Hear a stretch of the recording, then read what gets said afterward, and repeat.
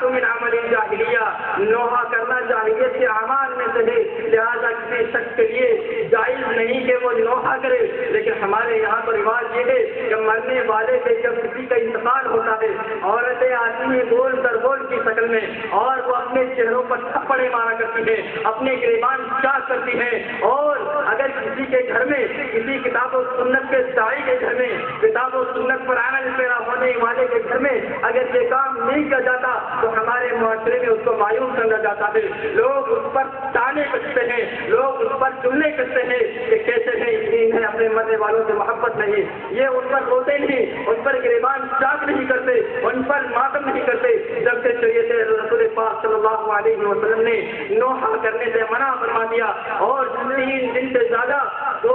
منانے سے رسول پاک صلی اللہ علیہ وسلم نے منع فرمایا ہے۔ ہاں، ایک عورت 4 مہینے 10 دن اپنے شوہر کی وفات پر شوق منا سکتی ہے، لیکن اس کا بھی یہ طریقہ نہیں کہ ہم چلا چلا کر مرنے والے کی صفات بیان کر گریبان چاک کر کے اپنے رخساروں پر تماچے اور تھپڑ مار مار کر روئیں، اس طرح سے شریعت اسلامیہ نے ہمیں منع فرمایا ہے۔ تو میرے بھائیوں اور دوستوں، تو میں وہ اعمال بتا رہا تھا جن کو مرنے کے بعد انسان کو ثواب پہنچ سکتا ہے، انہیں میں سے ایک چیز یہ ہے کہ نیک اولاد کا ثواب انسان کو مرنے کے بعد بھی ملتا ہے، کیونکہ رسول پاک صلی اللہ علیہ وسلم نے فرمایا، اب یہ نیک اولاد چاہے وہ 90 روزہ رکھے، چاہے وہ واجب نماز اور روزے کی پابند ہو، یا وہ صدقہ و خیرات کوئی بھی عمل اگر نیک عمل کرتی ہے اولاد، تو والدین کو اس کا ثواب براہ راست پہنچتا ہے۔ اس کو ضرورت نہیں کہ وہ کہے کہ میں نے اتنے لاکھ کلمے یا اتنے 100 کلمے میں نے بخشے یا اتنے قرآن میں نے پڑھ کر ان کے لیے بخشی، اس کو اس بات کی ضرورت نہیں۔ اولاد کے نیک اعمال کا ثواب مرنے والے کو براہ راست ملتا اور پہنچتا ہے، لہذا رسول پاک صلی اللہ علیہ وسلم نے فرمایا، ابو داؤد کی روایت سے، کہ جب انسان مر جاتا ہے تو اس کے تمام